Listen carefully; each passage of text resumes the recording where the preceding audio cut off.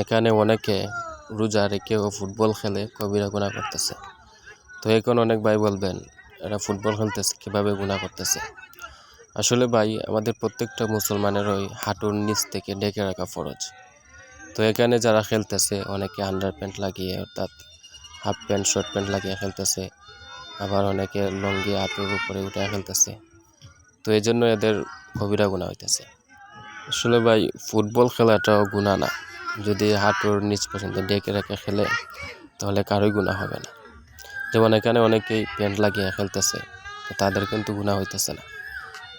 বিনোদনের জায়গা থাকতেছে, তাদের খেলা হইতেছে। তো আমরা যারা মুসলমান আছি আমরা প্রত্যেকে যদি আমাদের হাঁটুর নিচ পর্যন্ত ঢেকে ফুটবল খেলি তাহলে আমাদেরও গুনাহ হবে না, আবার বিনোদনটাও আমরা পেয়ে গেলাম।